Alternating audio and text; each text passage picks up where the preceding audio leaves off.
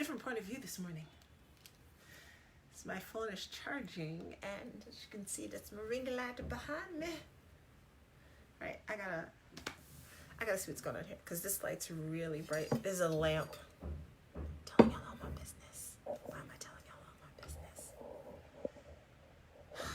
You know what? It's just gonna be up there. It's cold. And I'm sorry I'm on here so late. I actually had to go out and take care of like work things this morning. It's cold. I've got booties on today because it's cold and my feet are cold. Anyway, all right. Good morning. Where's my book? Good morning, everyone. All right. So welcome. Day 20. We're halfway done. We are halfway done with the abundance book, with the 40 days. The time kind of flies. So today is the statement for day 10. So remember, we do statements 1 through 10, then we repeat 1 through 10, then we repeat 1 through 10, and last time 1 through 10. So it's day 20, and it's statement 10. And it goes a little something like this. I keep my mind and thoughts off this world and place my entire focus on God within as the only cause of my prosperity. I acknowledge the inner presence as the only activity in my financial affairs as the substance of all things visible. I place my faith in the principle of abundance in action within me. So I'm going to read this going along with the theme of this statement of 10. We've been talking about sex and relationships and all that. So I'm going to rephrase a few things to get us in the frame of mind. I keep my mind and thoughts off this world and place my entire focus on the all source within me as the only cause of my prosperity and love. I acknowledge the inner presence as the only activity in my love as the substance of all things visible. I place my faith in the principle of abundance in action within me. Okay, so let's talk about it. Let me get myself together first, because I literally just like ran in the door, said good morning to my sons, and I said I was going to be on closer to 9, and it is closer to 10. So I haven't had a chance to really feel into this as much as I would normally like to. Just giving y'all a heads up. But I think it's fairly simple. And I don't think I have to be on here too long for this one.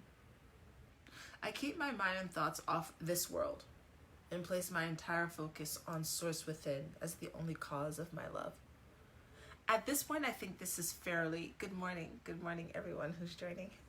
I think at this point, it's fairly clear. We spent the first 10 statements speaking about that connection, that spiritual connection between us and source, and how we are that in the body of a human being, that there's no separation between us, that we are powerful and we are the creators of our lives. We are in co-creation with all that is going on around us.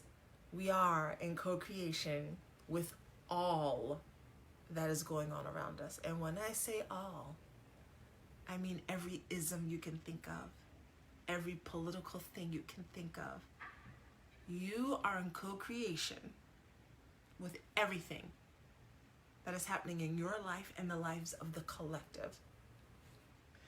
And I've said this before, but perhaps that's the part of our human journey, right? So we go through our life again thinking that our life is just about us. It's about me, and then me and mine that are close to me, but we don't see how me and then me and mine close to me reaches out to who's close to them, reaches out to who's close to them. And so we are actually not just individuals, we are actually part of the collective.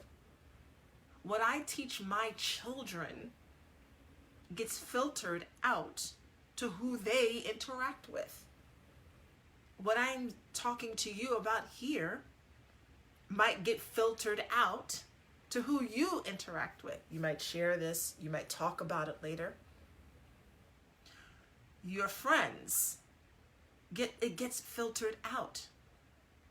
And so, like the 6 degrees of separation, people always say everyone's 6 degrees from Kevin Bacon. If we are, I want to know who my 6 are. But 6 degrees of separation, which means what you're doing in your state is 6 degrees away from what someone is doing halfway around the country or around the world. You think that what you're doing is solely about you, and it is not. And so with that understanding and knowing and remembering that we are part of a timeline of humanity. Y'all are looking at 400 years of history. Some of you. Some of you are looking at 2,000 years of history. We have been on this earth far longer than that. And all things being equal, maybe, I don't know, maybe we'll be on this earth another 5,000 years. We might not even be on this earth after another 2,000 years. We might find space travel, and next thing you know, folks are living on totally different planets. And I'm saying all that to bring you back to the understanding that we are all connected, and that this period of upheaval and unrest and all of the things that are going on are part of the growing up of the human race.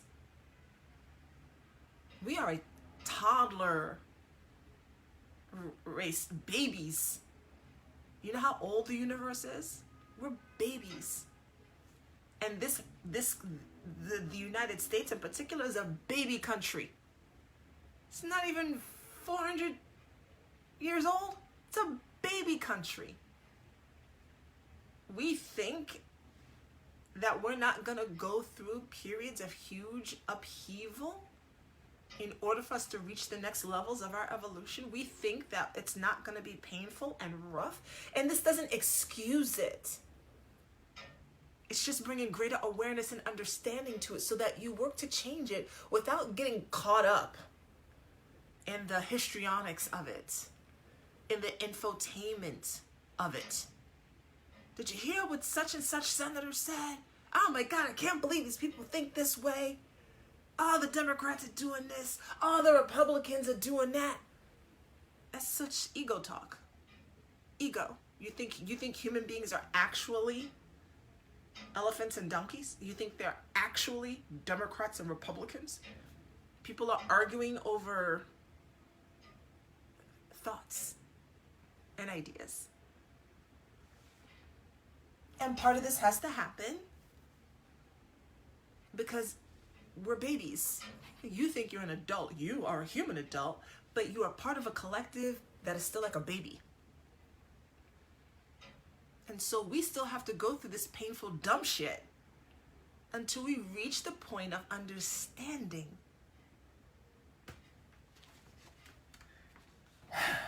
that we keep our mind and thoughts off this world, the ego self, and place our focus on source within as the cause of our prosperity, our abundance, our love. We have not gotten there yet. Some of us are kind of there. Some people have gotten there. Most people have not. And we're just going to keep going like this until folks kind of start getting out of their own ego and me, mine, what's happening, you know, in my space and why it's not doing for me and all of that for me. And all this fighting that people are doing, when you're fighting for or against something, it's really the same energy, by the way. Until we begin to realize this, we're going to continue to go through these cycles. That's what it is to keep your mind and thoughts just off this world. It doesn't mean to ignore what's happening. But the question is, what can you do to shift not only yourself, but the collective? What can you do to shift the energetic flow of the collective? Not just go vote, for instance. And politics must be on my mind. I usually don't discuss politics. And I'm not saying I'm for or against voting. It's your personal choice. I mean, the whole system is corrupt, right? play your part. Just understand it. What can you do to shift how you react to the world? And then how can you shift that then for others? I can tell you my desire is that you learn to see yourself as such a powerful creator. That you learn to see yourself as someone who can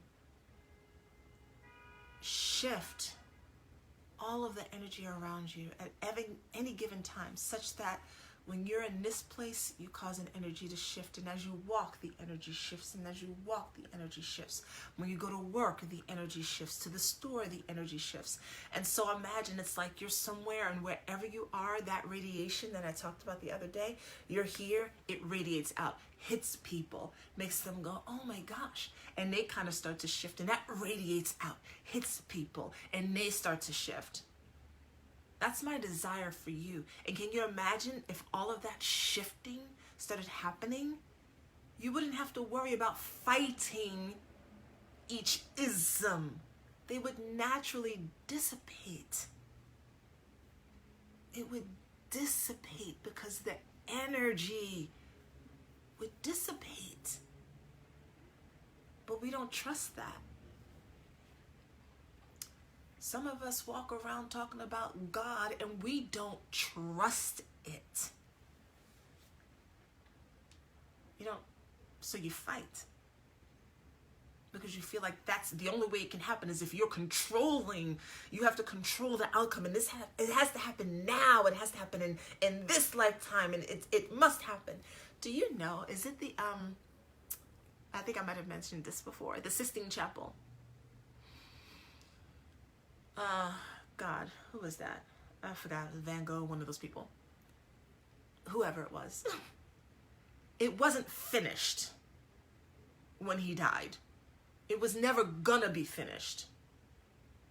He started that project, taught others, and died, never seeing the end result of it. It took so many years, others not seeing the end result of it. We see the end result of it now. But those who were involved in it, involved in that artwork, that whitewashed vision of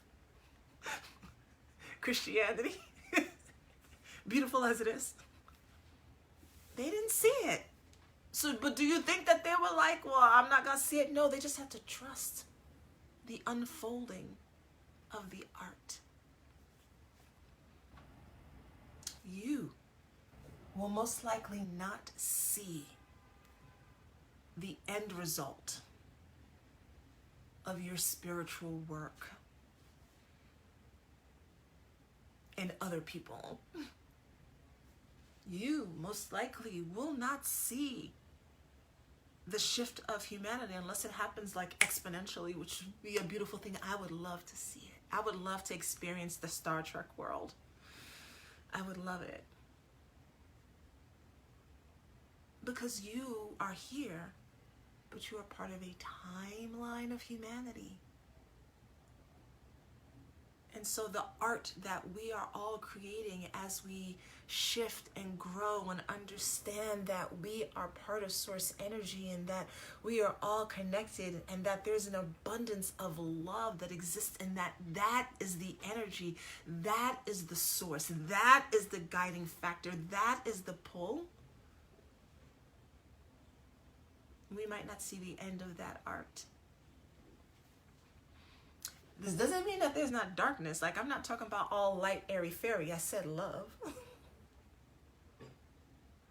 And it's all valid and it's all good. Like, just because I just want to be clear that just because I'm speaking about love doesn't mean like love and light and it's just all like, Sometimes love looks like death and destruction. Sometimes love is painful and it hurts. People who say it doesn't, I don't understand what they're talking about. They must have never loved someone. Talking about love shouldn't hurt.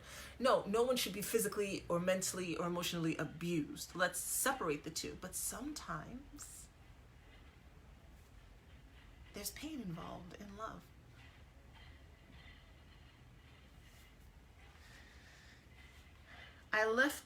I keep my mind and thoughts off this world, and I place my entire focus on the source within as the only cause of my prosperity. I acknowledge the inner presence as the only activity in my financial affairs as the substance of all things visible. I place my faith in the principle of abundance in action within me, not out there. I don't place my principle in the Senate. I don't place my principle of abundance in Congress. I don't place my principle of abundance in my employer. I don't place it in WIC, food stamps, or anything else that I'm getting. I don't place my principle of abundance in other people. It says the principle of abundance within me. Me. You. Not the external things. And the same thing with love. The same thing with love. You don't place your ability to be loved or experience love in the hands of someone else. Many of you are giving away so much of your power to other people, wondering why they're not giving back to you what you think you deserve, because it's not their fucking job. It's not their job. It's your job to make sure you're clear on who you are, so you align yourself with people who are clear on what you deserve. But it's not other people's jobs. No one owes you anything. They don't owe you anything. They don't. The principle of abundance, whether it's your money, love, or anything else, lies within you. That is your responsibility. It is your responsibility, because people are running around on this planet and in this country in particular, acting like somebody owes them something. They don't owe you shit. Now I'm talking to all y'all. No one owes you anything. I know you want to think they do. Make up for it. Let me tell you something.